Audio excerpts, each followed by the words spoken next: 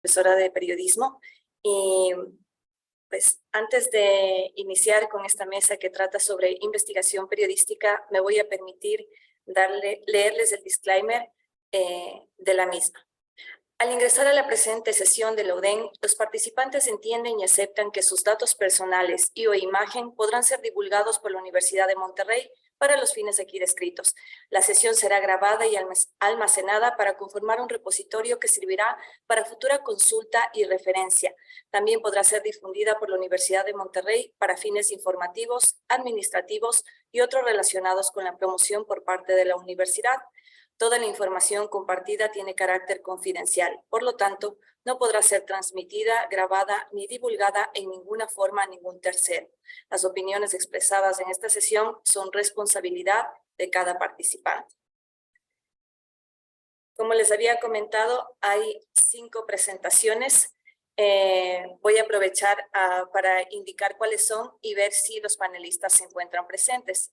Análisis del discurso de la desinformación en la iniciativa ¿Quién es quién en las mentiras de la semana del Gobierno Federal Mexicano? Por Rocío Galarza Molina y Deira Guerrero Linares de la Universidad Autónoma de Nuevo León. Yo, aquí estoy. Perfecto. Investigación y periodismo especializado, Red de Unidades Académicas para Comunicación de Crisis. David Esteban Baldión Henao, de la Fundación Universitaria para el Desarrollo Humano de Colombia. Aquí estamos. Perfecto. Pocas mujeres en el jazz, noción de inferioridad, generización de los instrumentos y el caso de las mexicanas. Estefanía Romero Tapia. Bob Spots, Jazz Media, México. Ok, bueno, creo que Estefanía pues todavía no se conecta. Investigación del ciberperiodismo, Estado del Arte y Alnet 2017-2021, Erly Alejandra Quiñones Gómez de la Universidad de los Andes de Venezuela. Hola, buenas tardes. Buenas tardes. Y La Independencia, Territorio Sonidero, largometraje documental, Yasudari Sánchez Zavala de la Universidad Autónoma de Nuevo León. Ok, perfecto. Bueno, tenemos las primeras presentaciones, así que simplemente vamos a, pensando que alguno de los expositores que falta se conecte, tener 12 minutos para cada participante. Cuando les falten 3 minutos, yo les avisaré para que podamos ir cerrando cada presentación. Así que con este preámbulo le doy paso a Rocío Galarza y Deira Guerrero. Bien, nada más permítame compartir aquí pantalla.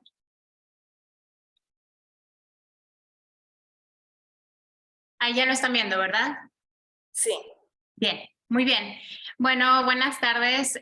Primero quería aclarar que voy a presentarlo en mi nombre porque mi colega tuvo que dejar el proyecto por una cuestión laboral. Pero bueno, es un gusto estar aquí con ustedes para presentar este trabajo, los avances de este trabajo, que se inserta en esta literatura que ha tenido pues auge en la última década de desinformación. Bueno, en vista de estas condiciones que se han llamado como desorden informacional, en la cual pues el entorno mediático favorece para que circule desinformación no intencional y desinformación intencional, que es la que más interesa para este trabajo, aquella información falsa que se distribuye por motivaciones políticas, motivaciones económicas, y dentro de este segundo concepto pues entra también este otro muy sonado de fake news, que hace referencia a estas notas falsas que buscan asemejarse a notas periodísticas para engañar a la gente, pero que también este concepto, han alertado también autores, se utiliza como una especie de arma política en el sentido en el que se lanza contra información crítica hacia ciertas causas, hacia ciertas figuras políticas para minimizarla, calificándola como fake news, que esto también va a ser relevante para este trabajo. Además, esta investigación, bueno, otra literatura relevante es la que concierne al fact-checking, que, bueno, es esta evaluación sistemática de la veracidad de aseveraciones de políticos y de información noticiosa que tiene impacto en la opinión pública. Esta es una iniciativa principalmente desde el periodismo, una práctica desde el periodismo, aunque en ocasiones también se involucran otros actores, desde ONGs o desde la academia, Y bueno, la literatura alrededor de esta práctica ha sido justamente pues observando cuáles son las perspectivas de los periodistas y también qué tan efectiva puede llegar a ser estas verificaciones, para lo cual se han encontrado resultados mixtos o moderados. Pero también como parte de este fenómeno, de este impulso del fact-checking, han surgido también iniciativas de fact-checking desde el gobierno, lo cual es un fenómeno mucho menos estudiado, salvo algunos casos, como este que cito aquí y que es un estudio importante que en el cual me basé yo para hacer el análisis del caso mexicano. Y aquí este autor, Scholz, lo que hace es estudiar iniciativas de fact-checking en Malasia, en Singapur y Tailandia, todas ellas del gobierno, y lo que encuentra es que dice, estos sitios no son propagandísticos, pero sí lo que hacen es que apuntalan a las fake news como una amenaza constante que luego sirve a estos gobiernos para impulsar legislación restrictiva en materia de información y de discurso. Entonces, bueno, es en esto solo como antecedentes de la literatura para llegar al caso que aquí estudio, que es el caso de quién es quién en las mentiras de la semana, que se trata de una sección de la conferencia de la mañanera del presidente López Obrador, que se presenta los miércoles, inició en junio de 2021, y bueno, según el objetivo que ellos mismos señalan es combatir las noticias falsas. Aquí comparto una cita del propio presidente. Dice, dar a conocer las mentiras que se difunden en medios de información convencionales y también en las redes, para que tengamos una ciudadanía muy consciente, no susceptible de la manipulación. Y la titular de la sección, que ella es Liz García Vilchis, lo señala también como una plaza pública para discutir justamente estas mentiras de las cuales el gobierno habla. Y bueno, cabe señalar que esta sección funciona de manera paralela o complementaria a otros proyectos del propio gobierno, sobre todo de Infodemia MX, que es del sistema público de radiodifusión, que sí es más un sitio de fact-checking. Y bueno, también hubo otro antecedente que fue verificado en Notimex, aunque realmente nunca operó, pero bueno, yo en este trabajo me concentro solamente en la sección de quién es quién. Y así, bueno, establezco estas dos preguntas de investigación. ¿Cómo encuadra la sección quién es quién en las mentiras de la semana? El discurso en torno a la desinformación. ¿Y qué uso da el gobierno federal a esta herramienta de fact-checking? Esas son mis dos preguntas. El método que utilicé, lo que hice es analizar las publicaciones de la cuenta de Facebook de quién es quién, lo cual permite tener unidades de análisis más concretas porque ellos separan en clips por tema de lo que se habla en cada mañanera. Y además, bueno, estos son los clips que luego se hacen virales, que se socializan entre la gente. Y así, bueno, analicé 69 publicaciones de Facebook que a lo largo de 8 meses, de agosto del 22 a marzo del 23, incluyendo los copies y el contenido de los videos, que son alrededor de 4 horas de video. Y bueno, para analizarlo, hice un análisis cualitativo, temático, para detectar, bueno, cuáles son los patrones en los temas que se presentan en este contenido. Y bueno, antes de pasar a los temas, los tópicos más recurrentes en esta sección, en el periodo que yo analicé, como pueden ver, sí hay algunos temas coyunturales, como son la captura de Ovidio Guzmán, el juicio de García Luna, pero el resto que más aparecían, bueno, eran referentes a las políticas públicas, de iniciativas del propio gobierno o decisiones políticas del propio gobierno, que es principalmente lo que se busca como defender en esta sección.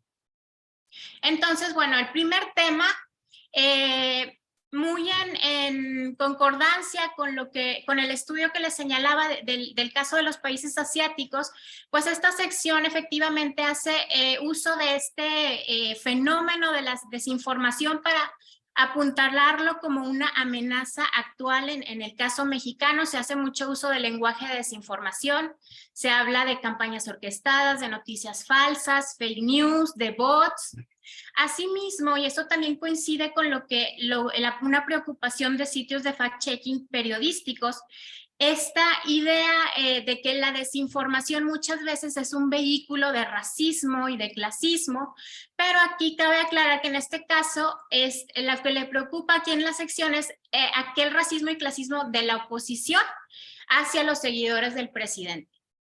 Y bueno, es muy claro que a esta sección se le da este formato de verificación propio de los sitios de fact-checking en el cual se presenta la información y se da un dictamen de si es falso o no, aunque no siempre se presenta evidencia como se esperaría en un sitio de verificación al que se hace un reporteo de por qué se da un cierto dictamen. En ocasiones sí, cuando se presenta evidencia, pues es de fuentes del propio gobierno. El tema 2 es presentar esta sección como un esfuerzo de educación mediática que tiene que ver con la cita esta de justificación del presidente, esta intención de que el ciudadano sea crítico de las mentiras abundantes en el entorno mediático y se hace un énfasis constante en los medios convencionales como fuentes de desinformación. Esto se refuerza mucho con los apoyos visuales que presentan collage de pantallazos de diferentes artículos noticiosos constantemente. Y esto se hace también esta idea acerca de las redes sociales como fuente de desinformación, pero sí en menor medida, y se menciona que las redes sociales pueden servir para desmentir también la desinformación, lo cual nunca se hace con los medios convencionales, es solamente una perspectiva bastante negativa. Solamente hay una mención que me encontré por ahí de un medio independiente, que fue la única ocasión en la que se habló de un medio de manera positiva, pero las críticas tanto a medios internacionales como nacionales son constantes. Pues y bueno, por último, 3 minutos. Sí, por último, se hace un uso propagandístico de la sección, y aquí retomo la definición que usa el autor Schultz de propaganda. Se encuentra de manera muy clara que esta sección hace una defensa excesiva al gobierno, a las políticas del gobierno, a la figura del presidente, así como ataques excesivos a críticos, tanto figuras públicas como medios de información. Se hacen secciones dedicadas a mencionar columnas de ciertos personajes, se hacen listas de personas y de medios que son los más desinformadores, y todo esto se hace con un tono abiertamente confrontativo, de indignación, incluso burlón, y sobre todo aquí en esta parte de la confrontación, pues eso también se dista mucho de lo que se hace en el fact-checking periodístico, que al menos en el deber ser buscan, por ejemplo, no señalar esta idea de mentiras, porque el decir que son mentiras, pues le estás atribuyendo una intención a la fuente, cosa que es totalmente opuesta a lo que se hace en esta sección, como lo podemos ver desde el nombre.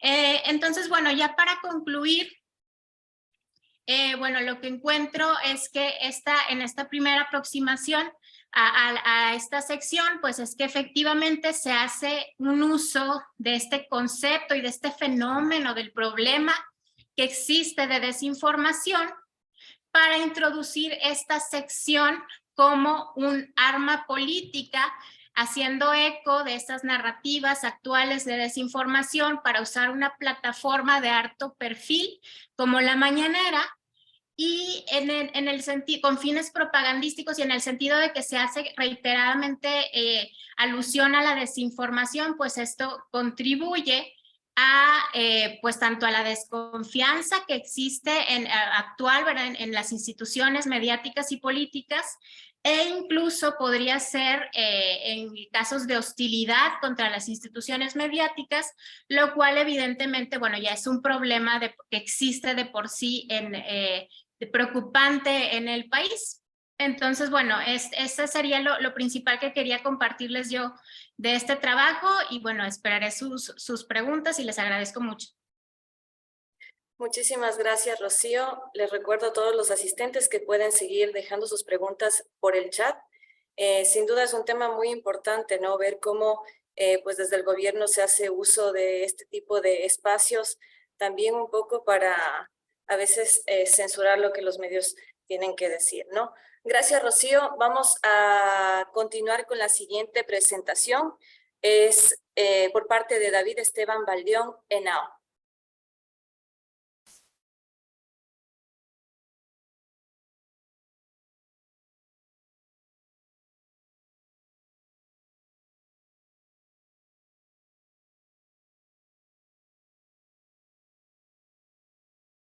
David, estamos con el micrófono silenciado. Ahí. Sí, tenía un pequeño problema aquí técnico. Bueno, en principio tenía algo más de información en torno a como al contexto de lo que quería contarles, pero pues creo que no voy a mostrar todas las diapositivas dado lo digamos, justo del espacio. Pero trataré de resumir como los antecedentes y los elementos que consideramos previamente. Entonces, el tema de las unidades académicas de comunicación de crisis se origina a partir de una reflexión que no es nueva para el periodismo.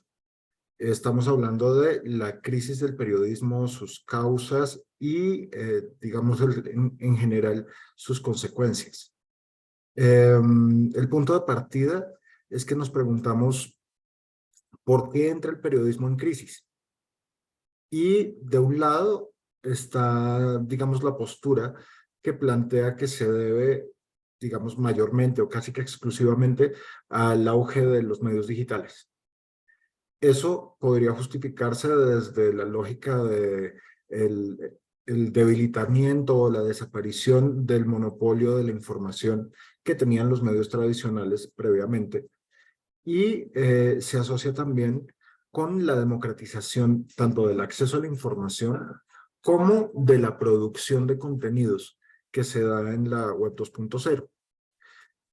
Esto hace que haya unos flujos de información absolutamente voluminosos, muy abundantes, y genera en los medios tradicionales, preocupados por su modelo de negocio, el intento de emular esas dinámicas de información, lo que nos lleva a pensar en las industrias informativas. Y estas industrias informativas afectan, por sus dinámicas de producción de información masiva, afectan, digamos, la calidad del contenido y también ponen en evidencia, digamos, una cantidad o una serie importante de vínculos políticos, económicos, sociales, culturales, que los medios periodísticos como industrias van fortaleciendo en términos de, digamos, el aspecto financiero de la producción de información. Sin embargo, el fondo de este asunto es ¿qué pasa con las audiencias? Y entonces nos damos cuenta que estas audiencias, digamos que buscamos las nuevas audiencias digitales, los nuevos usuarios, incluso los prosumidores, empiezan a distanciarse de la acción de los medios, justo porque los ven politizados, justo porque los ven parcializados, o porque no encuentran en los formatos informativos una posibilidad de vinculación entre sus intereses y la información que se genera desde esos espacios informativos, digámoslo así, tradicionales. Entonces empiezan a surgir nuevas corrientes de producción de información y se presenta otro problema, que es, digamos, de manera muy general, el asunto de que cada vez es más difícil diferenciar la información que es periodística de aquella que no lo es. Y entonces tenemos una pérdida de confianza en los medios informativos convencionales, en el ejercicio periodístico convencional, y un aumento de interés hacia otros sectores informativos como los influencers, como aquellos que producen, digamos, formatos de opinión argumentada o no sobre problemáticas actuales. Y en ese ejercicio, digamos que los medios van configurando ciertos tipos de discurso que, digamos, resultan generalizadores, que resultan un poco insuficientes en términos de contexto, profundidad, contraste, manejo de fuentes, y resulta todo esto en una problemática mayor para el periodismo, que ya no se refiere solamente a la crisis del oficio como tal, sino al tipo de relato periodístico o que pasa por periodístico, que se genera en torno a determinadas situaciones o incluso a lugares del planeta. Esto ocurre muy claramente con América Latina. Desde el discurso de los medios masivos fuera de América Latina es leído como un foco de problemas, como un escenario de dificultades, una región que es incapaz de resolver sus propias crisis y que recurre al auxilio o al apoyo de, digamos, otras estructuras democráticas del mundo, otros gobiernos, otras organizaciones externas en busca de ayuda. Es decir, se retrata a América Latina como una especie de estructura débil y particularmente incapaz de asumir su contexto y sus propias dificultades. Entonces, en respuesta a esto, el profesor Javier Bernabé de la Universidad Complutense de Madrid formula una línea de periodismo que se llama periodismo preventivo y que busca, a partir de un ejercicio básico, que es volver a vincular el ejercicio periodístico con su función social desde el trabajo directo con comunidades, invirtiendo un poco la lógica del periodismo convencional. Lo que buscamos es simple y llanamente, digámoslo así, estructurar una perspectiva del trabajo periodístico investigativo que combina elementos de denuncia, de la lectura por procesos, del periodismo de soluciones y el periodismo social, todo conectado con la construcción de paz. ¿Por qué? Porque el foco principal, el foco original del periodismo preventivo es la prevención de procesos de violencia. En este sentido, digamos que lo que se busca es empoderar a las comunidades desde el ejercicio de que el periodismo puede no transformar el mundo, pero sí apuntalar procesos de cambio desde la visibilización, desde el ejercicio de contar la realidad de una manera rigurosa, desde el retorno a los principios del periodismo de profundidad, de un periodismo que se toma el tiempo de entender las problemáticas, sus causas y consecuencias. Y en ese sentido, si narramos las historias y las alternativas de solución que las comunidades encuentran para sus propias problemáticas más allá de la acción gubernamental, podemos estar apoyando procesos de transformación y de cambio al empoderar a esas comunidades y al mostrarle a otras comunidades que hay maneras de solucionar sus propios problemas.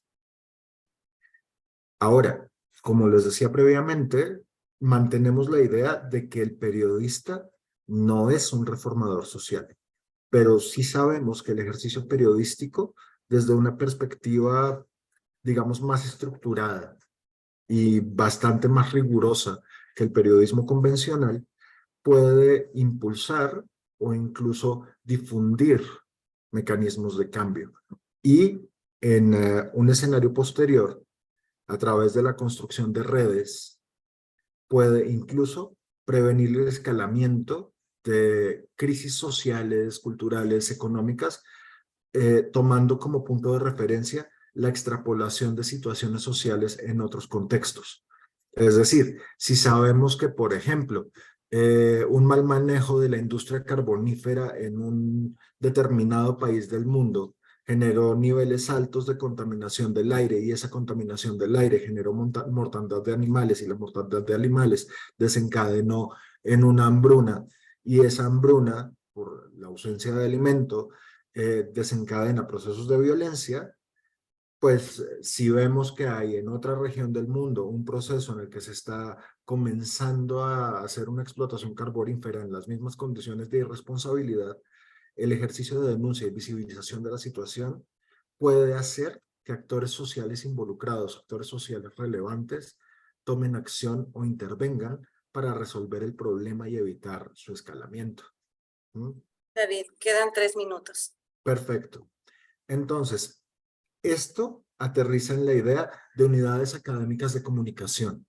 Las unidades académicas de comunicación, en principio, son nodos que se establecen en universidades o en instituciones de investigación para difundir dinámicas de investigación periodística que permitan, digamos que tanto periodistas como no periodistas se integren en redes de acción para intervenir sobre problemáticas sociales vigentes.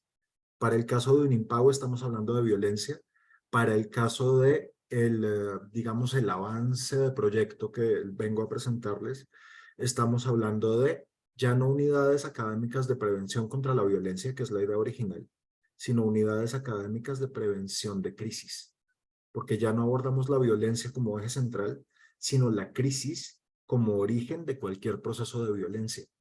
Entonces, si intervenimos una crisis a tiempo, evitamos el escalamiento de procesos de violencia. Pero podemos intervenir no solamente desde el periodismo, sino desde la difusión de elementos científicos, de investigación, de visibilizar actores sociales, de evidenciar el trabajo de las comunidades, de las ONG, ¿sí? Y lo que buscamos en principio es la conformación de redes con perspectiva periodística que integren periodistas, no periodistas, académicos y actores sociales articulados en la construcción y difusión de contenidos informativos de calidad. ¿Para qué? Para que al mismo tiempo que trabajamos en la construcción de tejido social, generamos redes de gestión de información adecuada, de gestión de información de calidad. En este sentido, y es lo último que tengo para, digamos, mostrarles, en este momento desde Unimpau, con el apoyo de la Universidad Pedagógica Nacional y con otras 3 universidades en Perú, entre esas la Universidad Nacional de Piura y la Universidad Nacional de Frontera, se está trabajando en la construcción de un observatorio medioambiental transandino, con el objetivo de ¿qué? De hacer difusión de información sobre la crisis ambiental en la región andina, en toda la comunidad andina, y explorar desde la interacción con diferentes actores académicos, científicos y sociales posibilidades de mitigación ante el cambio climático y la afectación que está generando en las zonas naturales del continente. Con eso termino. Gracias y espero no haberme excedido en el tiempo. Justo. Muchísimas gracias, David. Y a propósito de esta mención sobre el observatorio, pues también les invito a nuestros expositores a que si gustan puedan dejar sus correos electrónicos en el chat para que quienes quieran tener un enlace, este siempre es un espacio de encuentro académico, profesional, para que se puedan generar sinergias. Y bueno, y qué interesante hablar de un periodismo preventivo, ¿no? Basado en el rigor y en esos procesos de cambio que pueden traer consigo el periodismo. Muchísimas gracias, David. Voy a darle paso a la siguiente presentación de Estefanía Romero Tapia. ¿Qué tal, estimados? Muy buenas tardes. Voy a compartir pantalla. Lo que estoy por presentarles es un ejercicio de periodismo de investigación. Les voy a dar un poco de contexto. Esta investigación se llevó a cabo de manera independiente. Por fortuna ha sido muy bien recibida por distintas universidades. No lo puedo poner, ahí va. Y bueno, esta entidad independiente se llama VoxPods, es un medio de periodismo independiente que creé hace varios años, desde el 2016, y donde además de publicar pues reportajes, reseñas y demás, en efecto publicamos investigaciones especializadas en jazz, lo cual es pues algo muy extraño, sobre todo en México. Este es el único medio que se dedica a desarrollar investigación sobre el jazz en particular, este género musical. Yo me hice preguntas a lo largo de tantos años de estar cerca de este gremio. La pregunta era, ¿en efecto existen tan pocas mujeres en el jazz? Porque me daba la impresión de que la participación era muy, pues muy baja, en contraste con elementos masculinos. Y durante mi investigación me surgieron variables que fueron las que yo tomé como las más importantes sobre las que giraría todo este tema. Uno es la noción de inferioridad. Otro es un género que viene del inglés, se llama gendering, pero decido españolizarlo como generización de los instrumentos. Y todo esto lo llevo a la siguiente pregunta. ¿Esto que yo veo en mi marco teórico sucede en el caso de México? Y bueno, les platico un poco de lo que encuentro en el marco teórico. No sé por qué no va la siguiente. Está como, ok. Entonces, bueno, rápidamente. Me encuentro con que esto viene desde los años, desde que en Estados Unidos, en los años 30, gracias a las estructuras sociales y sus grandes cambios post Gran Depresión y Segunda Guerra Mundial, empieza a surgir este rol de mujeres como trabajadoras, ¿no? Muchas salen, empiezan a cambiar sus vestuarios y demás, ¿no? Porque ya su rol es otro. Entonces, en diferentes medios se empiezan a preguntar cómo deben actuar y pensar los hombres y las mujeres. El concepto femineidad se empieza a cuestionar en revistas y en libros, y esto ocurre en muchas revistas de las más importantes de jazz, como Jazz Times, y bueno, varios libros del mismo tema. Esto genera que existan un montón de controversias porque, a diferencia de años anteriores, aunque el jazz empezó a existir desde finales del siglo XIX y principios del XX, pues es en los años 30 cuando surgen las grandes bandas y algunas de estas eran integradas únicamente por mujeres. La mayoría eran integradas por puras mujeres blancas, ¿no? Entonces, algo muy interesante de esta época era que se veían como grandes problemas sociales, the Negro Problem, ¿no? The Woman Question y The Jazz Problem. Eran como los tres temas grandes tabú en Estados Unidos, que, como sabemos, en esa época mucha cultura occidental también giraba en torno a este país, y pues lo sigue haciendo, ¿no? Se decía que, bueno, esta investigación surge en mí cuando leo este título que es publicado en el 38 en Downbeat. Dice, ¿por qué las mujeres músicos son inferiores? ¿No? Y hay todo un discurso de que, en efecto, las mujeres músicos son inferiores. Decía, sobre todo, que era porque las mujeres son inestables emocionalmente. Esto despertó que muchas personas comenzaran a publicar su opinión al respecto, ¿no? Una de ellas era que las mujeres, por ejemplo, vemos ahorita una tradición de mujeres cantantes en el jazz por encima de mujeres instrumentistas, y por ahí se decía en esta conversación pública que las razones por las que contratan a las cantantes, aunque no están preparadas, es su nivel de atracción sexual y que el líder de la banda está enamorado de esa mujer. Y decía un periodista, ¿por qué nadie se cuestiona por qué cantan sin saber hacerlo? Aquí hay toda una explicación social, ¿no? Las mujeres, sobre todo las blancas, no podían convivir con músicos afroamericanos, que era sobre todo donde se formó esta cultura del jazz. Y pues muchas mujeres decidían simplemente copiar a las cantantes que alcanzaban a escuchar en discos, pero realmente no podían formar parte de ese gremio que ya tenía formas de irse educando con este género musical. Decía Peggy Gilbert, es esta saxofonista de una de las grandes bandas de los años 30, decía que la mujer tenía que ser mil veces más talentosa y tener 1000 veces más iniciativa para poder pertenecer al gremio. Decía que el representante de una banda siempre les recuerda a las chicas que no tomen la música en serio, sino que se relajen, que sonrían. Y ella decía, pero ¿cómo vas a sonreír con una trompeta en la boca, no? Otros temas que surgieron en todo este discurso que investigué: los hombres siempre se han rehusado a trabajar con mujeres, sobre todo a las que tocan instrumentos de aliento. y decía por ahí una de estas mujeres instrumentistas, falta de práctica, dice, pues es que las mujeres no se toman la molestia de iniciar una carrera en la cual no tienen futuro. Encuentro este documental fantástico, hay muy pocos y este es el que más tiene información al respecto. Decía, si Marilu Williams, una compositora, hubiese sido un hombre, hubiera podido lograr más por ella, por la música. Importaba más cómo se veían las chicas que cómo tocaban. Los hombres no querían mujeres en sus bandas y bueno, etcétera, ¿no? Todo girando sobre el mismo tema. Me encuentro este término importante, ¿no? El gendering.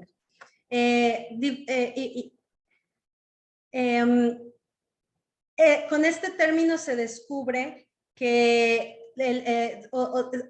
denomina el hecho de que tocar un instrumento de cierto tipo corresponde a cierto género. Por ejemplo, las mujeres tocan piano, tocan violín y tocan la flauta, porque son los instrumentos suaves y femeninos, mientras que los hombres tienen que tocar los instrumentos de aliento, las percusiones, ¿no? Porque son los instrumentos que son los rudos, ¿no? Los que suenan así. Se encontró que este tipo de nociones se les enseñan a niños desde la temprana edad de 3 o 4 años. Se encontró también que tocar un instrumento que no es de jazz era la primera razón por la que las mujeres deciden no integrarse a este tipo de ensamble, porque se decía que el jazz era música masculina también durante muchos años. Esto también tuvo un efecto negativo en los hombres. No me voy a extender mucho porque no me da mucho tiempo, pero espero poderles compartir el artículo. Por aquí, este personaje se llamó Jelly Roll Morton y a él se le adjudicó por muchas razones la creación del jazz, que no hay tal cosa, pero es un personaje muy relevante. Y él decía que no quería ser llamado marica, por eso no se acercó al piano desde joven, sino que hasta que vio a que alguien más lo hacía, él dijo, pues lo voy a hacer. Y bueno, aquí tengo otro ejemplo, pero voy a ir más adelante. Me fui a consultar papers para ver si en efecto de manera biológica existía alguna razón que dijera que las mujeres tienen menos capacidades para tocar un instrumento o para desenvolverse en la música y no se encontró absolutamente ninguna. Me llamó la atención esta investigación que este libro fue escrito por Daniel J. Levitin, que es un neurocientífico, pero además productor musical. Y él decía que es una cuestión muy incluso biológica de todos los seres humanos reaccionar frente a otros seres humanos por su aspecto físico. O sea, que ya es algo que vamos a... Quedan 3 minutitos. Gracias, ok. Ay, estaba contando mal. Ok, entonces, bueno, me encuentro que en efecto existe un número muy reducido de mujeres en el jazz en México. Existen menos del 9.5%. El 6% son cantantes y únicamente el 3% son instrumentistas. Fui corroborando estos datos también con diferentes instituciones que enseñan jazz, que bueno, son muy pocas. Yassub es la más importante.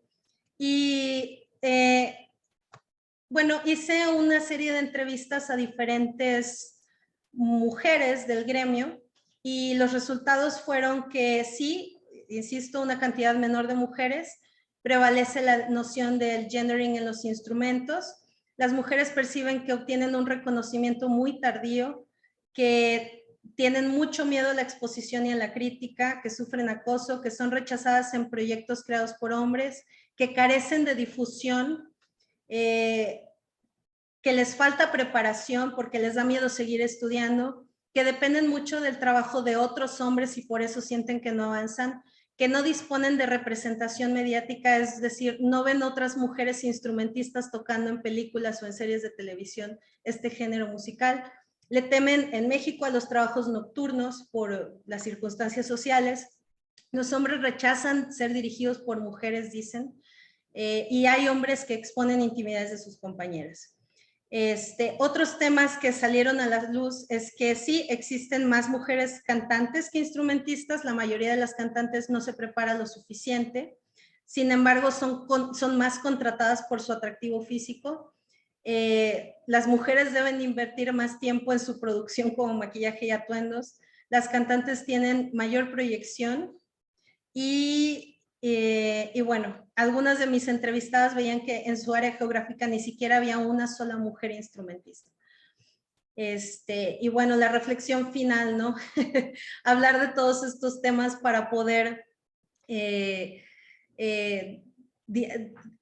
verlos en un principio, dialogarlos. Yo estoy hablado en festivales de jazz, en festivales culturales y en otros congresos y coloquios, y me ha llamado mucho la atención que muchos músicos me habían dicho, es tan evidente y no nos habíamos dado cuenta, ¿no? Y mujeres también. O sea, está ahí, pero no lo habíamos razonado. Entonces, qué bueno que lo podemos empezar a platicar, ¿no? Entonces, creo que también esto podría ayudar mucho a que en un futuro jóvenes mujeres puedan decidir si dedicarse o no a la música, pero ya no sintiéndose como outsiders, ¿no? Como si estuvieran por fuera de. Y bueno, esta es en grandes rasgos mi investigación, y pues si alguien tiene alguna pregunta, con mucho gusto podemos abordarla. Muchísimas gracias, Estefanía. Creo que igual un tema de gran relevancia, ¿no? Identificar los estereotipos de género para saber cómo hacer una adecuada representación periodística. Te agradecemos mucho por tu presentación. Les recuerdo a nuestros asistentes que pueden hacer sus preguntas por el chat, y mientras tanto le voy a dar paso a Erly Alejandra Quiñones Gómez de la Universidad de los Andes.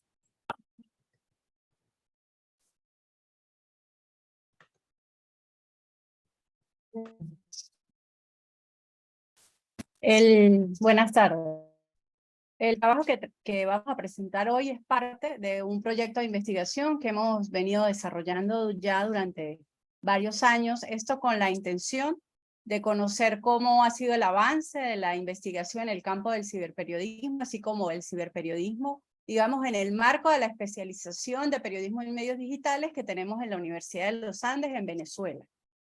En cuanto a la plataforma, digamos, o a las publicaciones que analizamos para presentar en este coloquio, está en las que aparecen en el buscador de ACNED durante el periodo 2017-2021.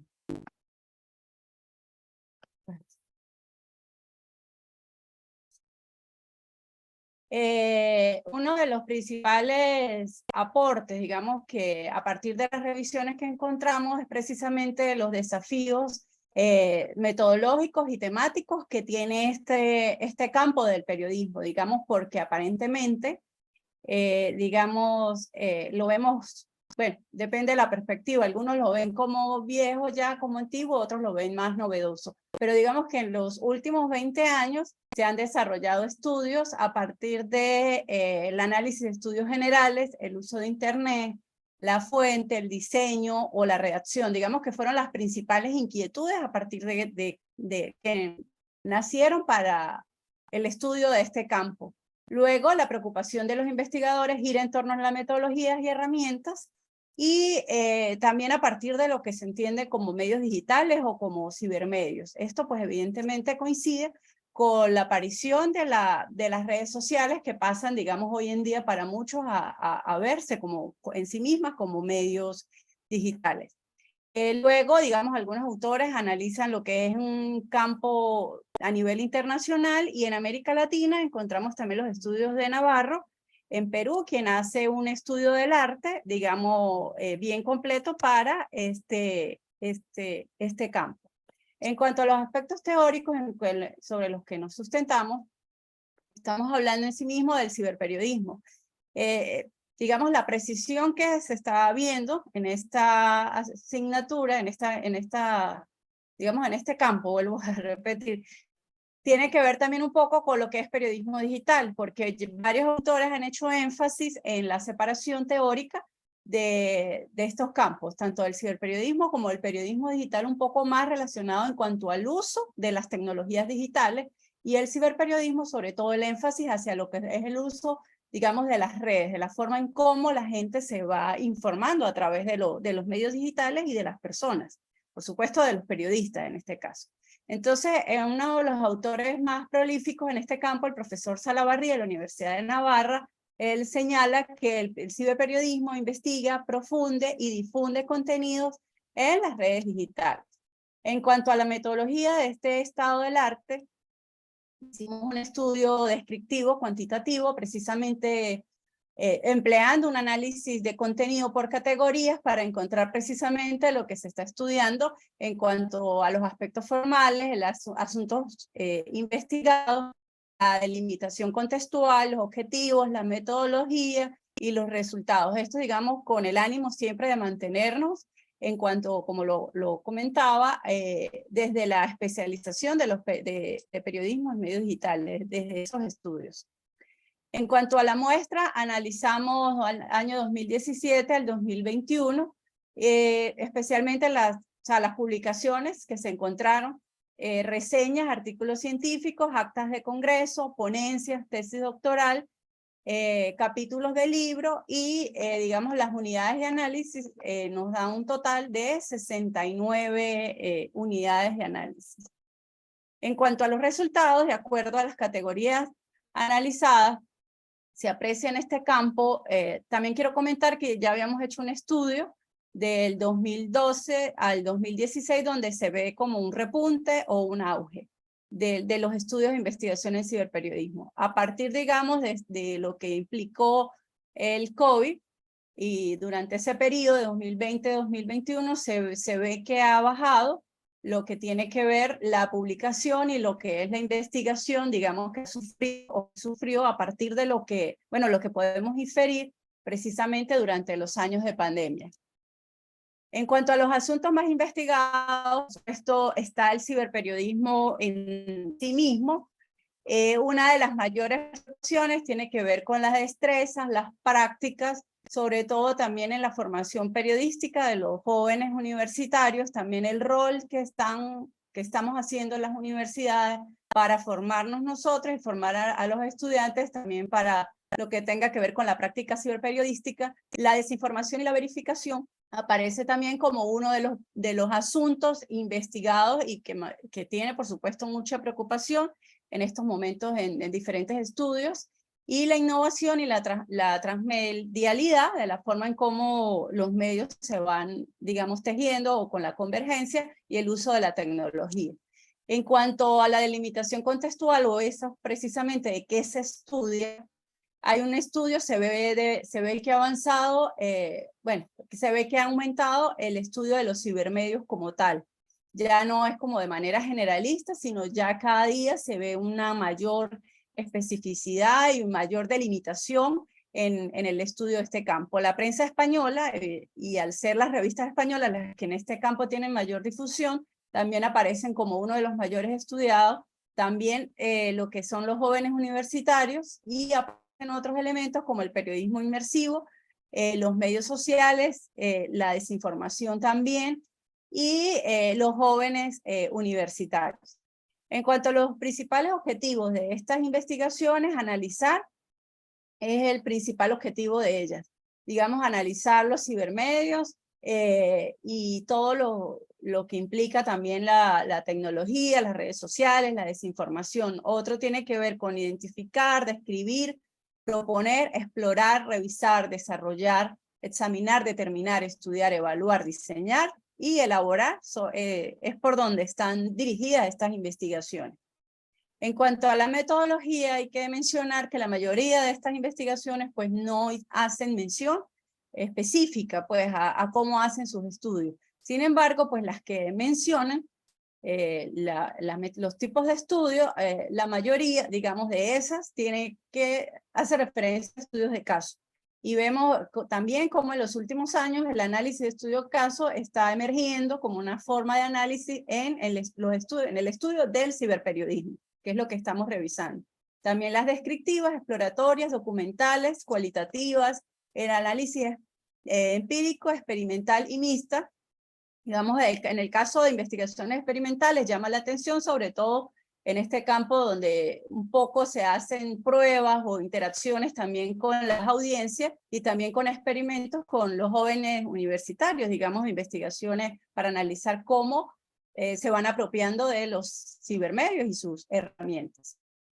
En cuanto a los resultados de estas investigaciones, las sistematizamos, digamos, por años. Acá tenemos, digamos, en el año 2017 los principales resultados que arroja. Estamos hablando de estrategias de cibermedios. Cada día, en el caso de los que encontraron estos investigadores, los medios están trazando estrategias, están consiguiendo un poco más lo que son las investigaciones periodísticas, el trabajo de los periodistas, también el desarrollo de hipertextos, la fotografía digital, la clasificación de cibermedios y, por supuesto, lo que implica la formación de periodistas.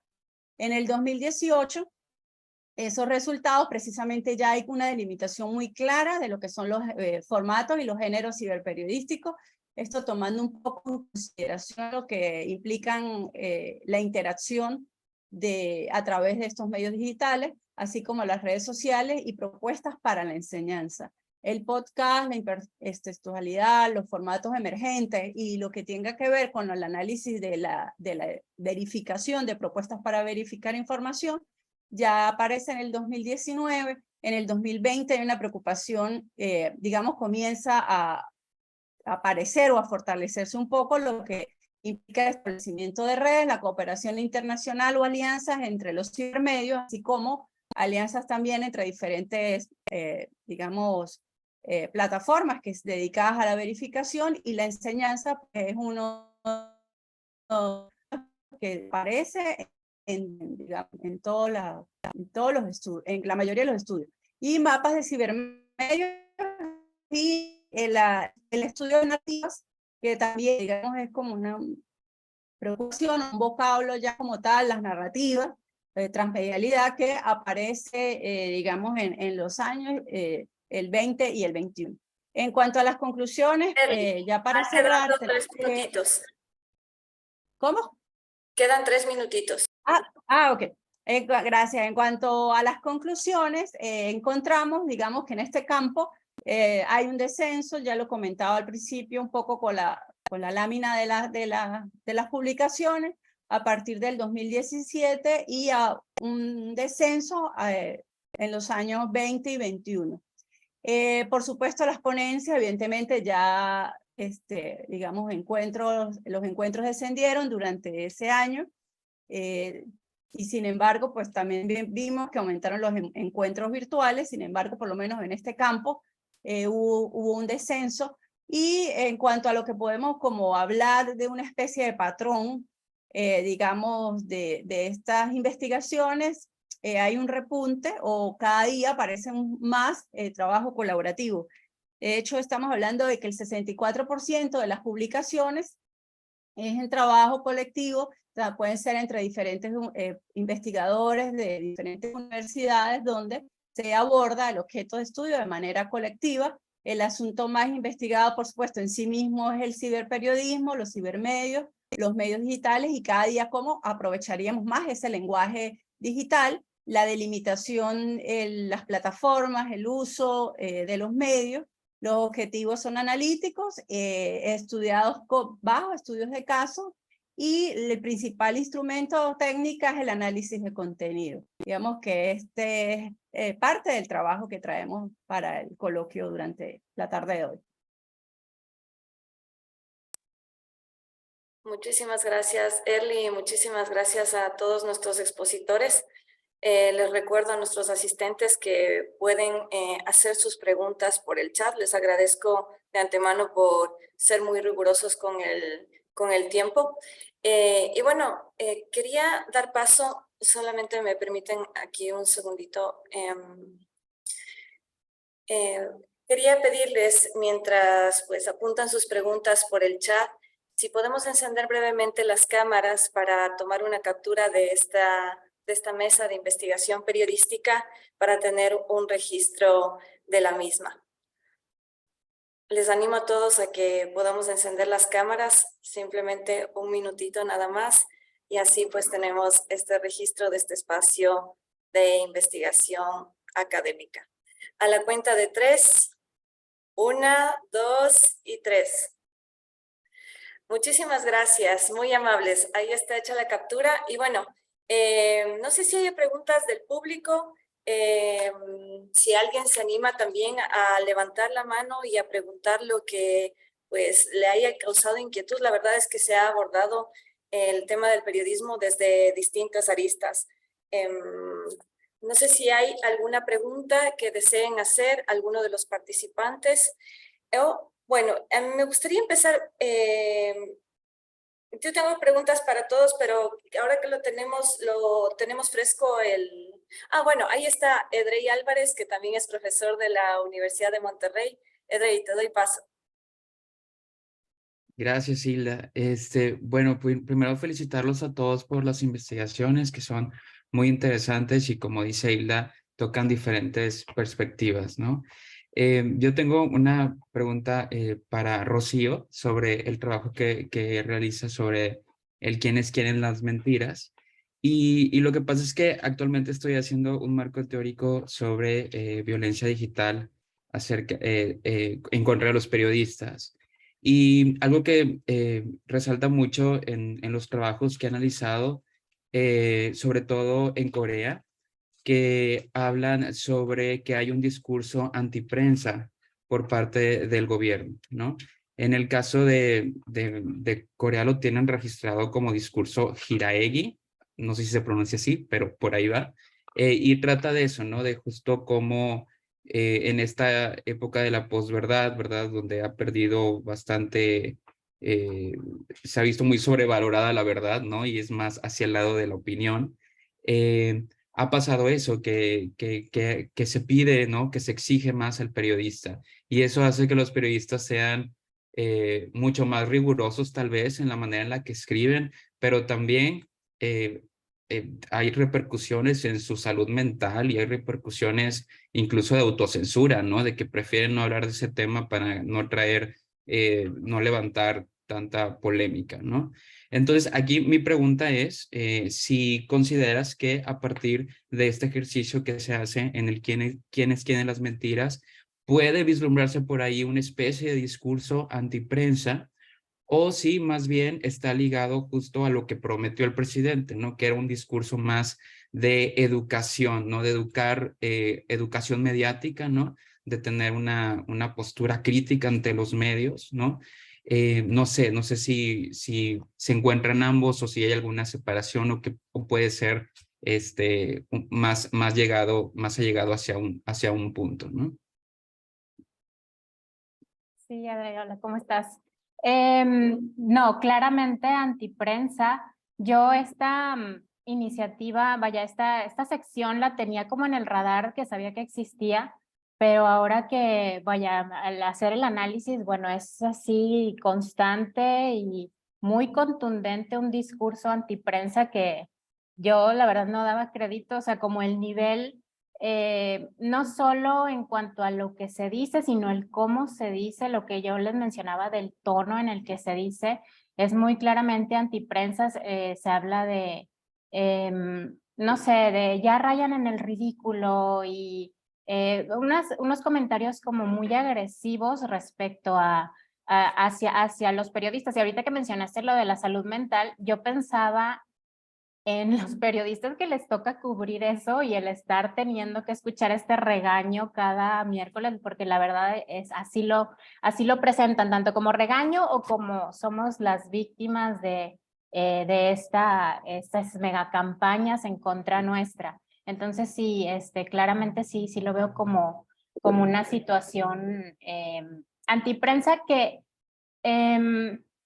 se disfraza de esta forma y o sea, hasta cierto punto, y algo que obviamente el gobierno tiene derecho y está justificado a tener como un derecho de réplica o a rectificar información, o sea, eso también es parte de su labor, eso es obligación de transparencia, pero el cómo se hace sí claramente es una forma muy agresiva que te digo, también están como que usurpando una labor a lo mejor más ciudadana o de esta figura del ombudsman, ombudsperson, ¿verdad?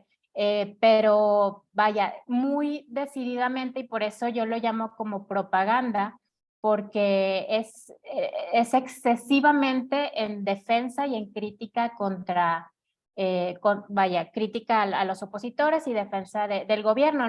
No se da espacio a otro tipo de verificaciones, es simplemente lo que me están criticando a mí, voy a salir diario a contestar y con un tono sí muy confrontativo. Muchas gracias, Rocío. Muchísimas gracias. Bueno, a mí me gustaría ahí complementar. En esa misma línea hay una cuestión y un debate desde distintos investigadores de la comunicación sobre el uso del término fake news, ¿no? Justamente porque al haber este tipo de uso, ¿no? En este caso, de parte del gobierno para poco también censurar, ¿no? Decía yo, a los medios, porque pues ya te limitan, ¿no? Una vez que te nombran, una vez que te regañan, pues eso tiene un efecto en los periodistas. ¿Cuál crees tú que debería ser el nombre apropiado por esta cuestión de que fake news tiene detrás de sí una connotación negativa hacia los medios de comunicación, ¿no? Ahí nos olvidamos de esa etiqueta que en un momento surgió antaño sobre periodismo ciudadano. Ahí no, ahí simplemente nos limitamos de quiénes hacen las noticias, pues los medios. Ahí no hablamos de esa cantidad de emisores que hay. ¿Cuál es tu criterio al respecto?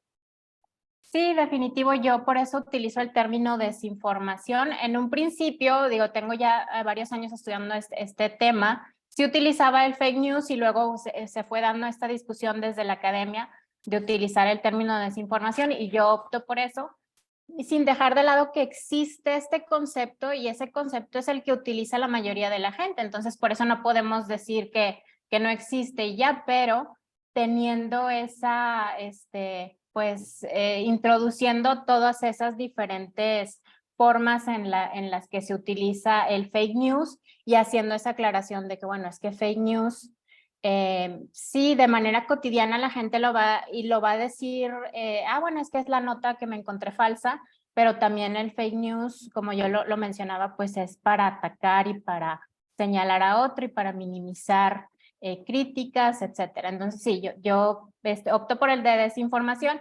Aquí la cosa es que los gringos, en inglés tienen el misinformation, disinformation, y acá nomás tenemos desinformación, lo cual resulta más confuso, pero sí, en español la tendencia es hacia utilizar desinformación. Muchísimas gracias, Rocío. Bueno, igual les animo a que hagan sus preguntas por el chat. Ahí veo que se menciona y se pregunta a todos los panelistas cuándo comenzaron con sus investigaciones. Ahí si gustan poder ir complementando. Me gustaría también preguntarle a David, hablabas de este periodismo preventivo, de este periodismo centrado en el rigor, este término que como profesora de periodismo me parece súper importante, ¿no? Hacer énfasis en el rigor, en las representaciones de los medios de comunicación.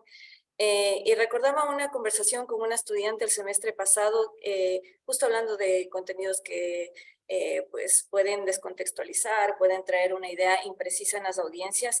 ¿Qué pueden hacer los usuarios para discriminar qué información es periodística y cuál no es periodística? Pues esa es una de las cuestiones más complejas que tenemos que enfrentar actualmente.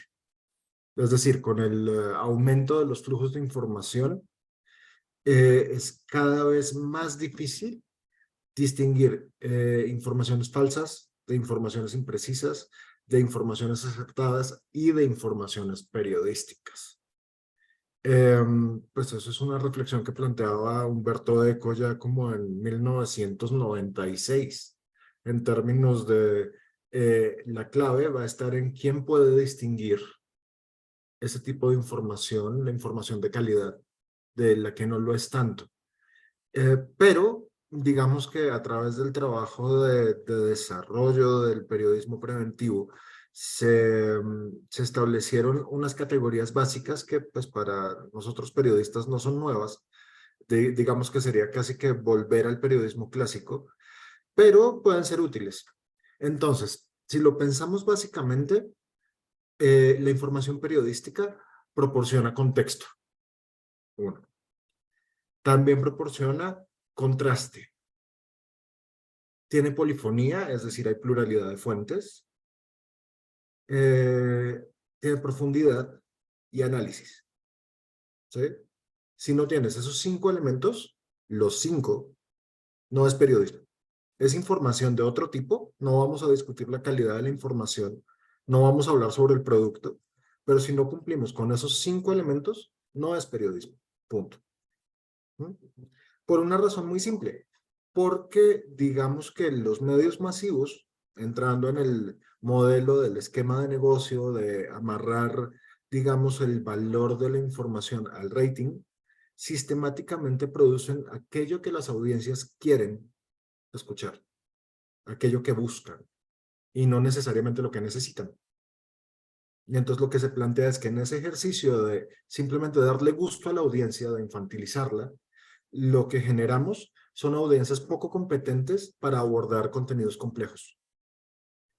Y además de que son poco competentes para abordar contenidos complejos, tienen dificultades al momento de reconocer esos elementos básicos del periodismo, porque están consumiendo volúmenes altísimos de información de baja calidad que no corresponden a la información periodística, ¿sí?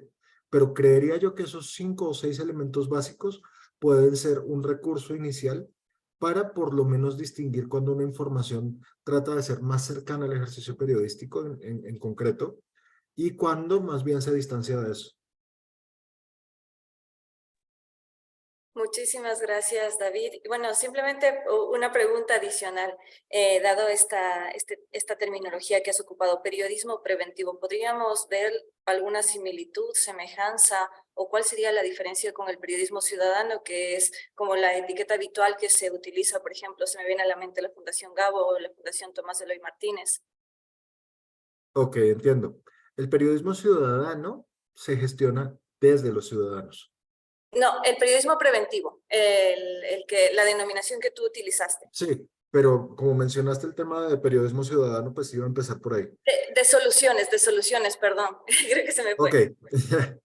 Ok, ok. Entonces, ¿qué es lo que pasa? El periodismo preventivo lo que está buscando es hacer seguimiento. Es un periodismo por procesos.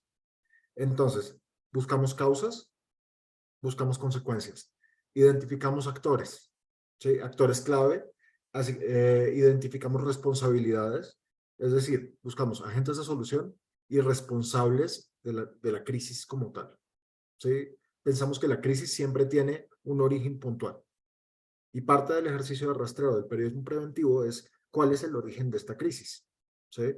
Así como la proyección de sus consecuencias.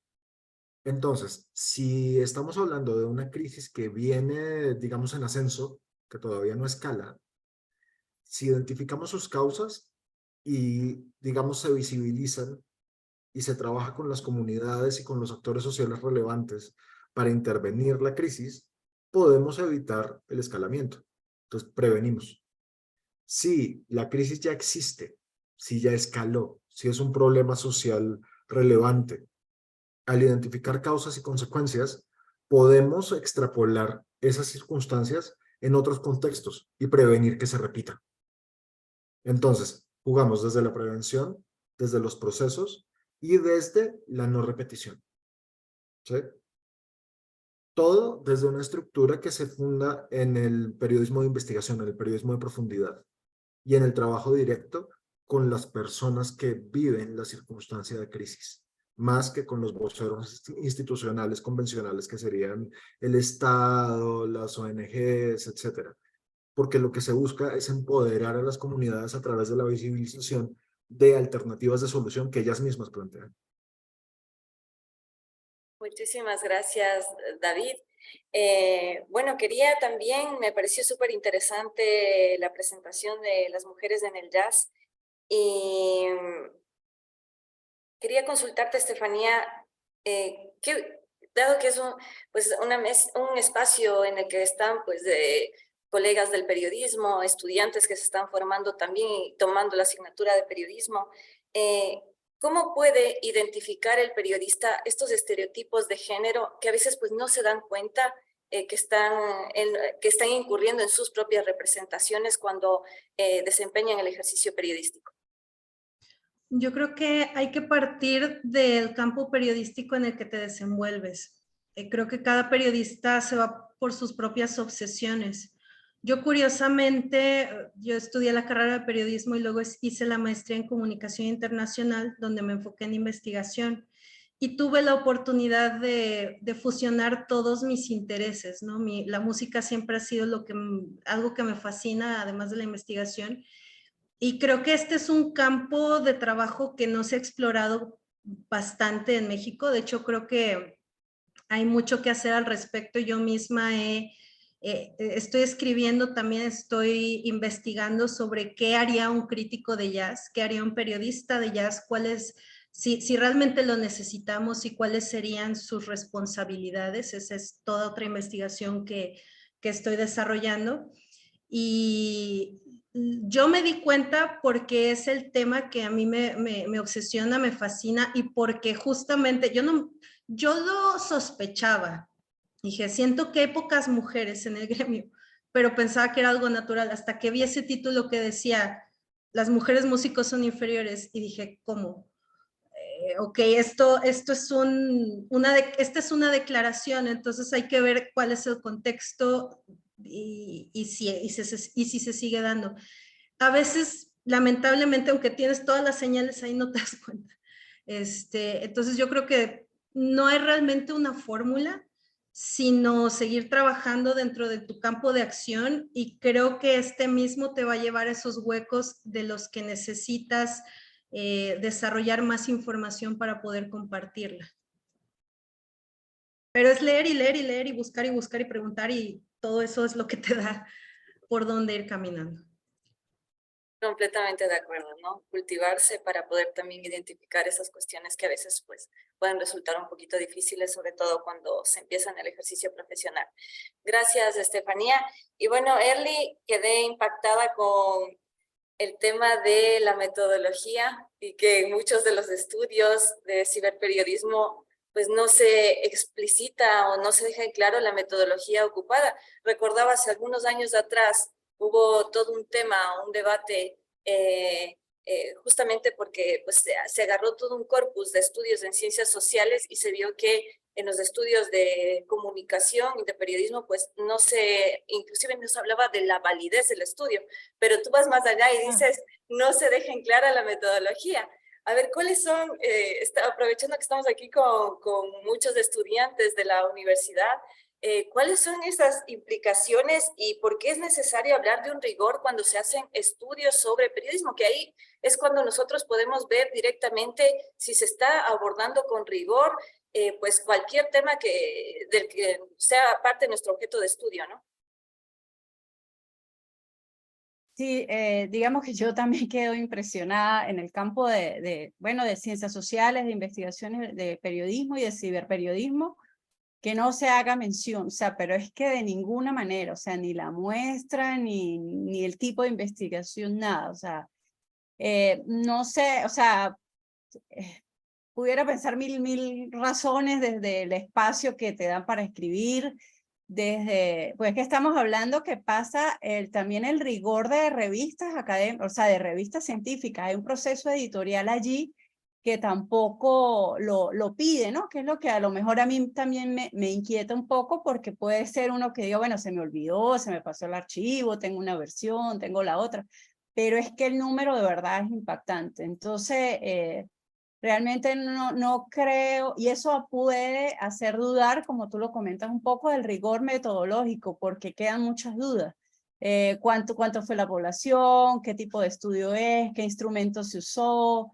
Y lo que tú comentas, la validación de la investigación. Entonces, realmente, también llegué a plantearme hasta escribir en algún momento, ya cuando termine como que todo lo que tengo pensado hacer, escribir con algunos autores o hacerle algunas preguntas, digamos, de manera informal para saber qué pasa allí, pero sí, no, y realmente debe incluirse también, digamos, vuelvo a comentar, la parte del proceso editorial de la comunicación científica es importante, sobre todo porque, bueno, es referencia para otros investigadores, para futuros investigadores, también que están ahorita estudiando y que nos pueden permitir replicar hasta esos estudios.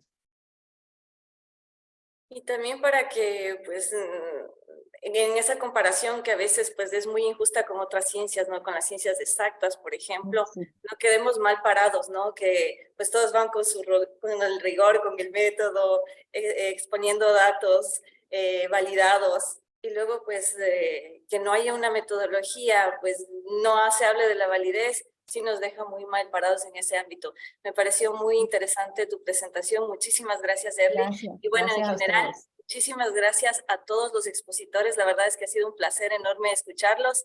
Les agradezco a todos.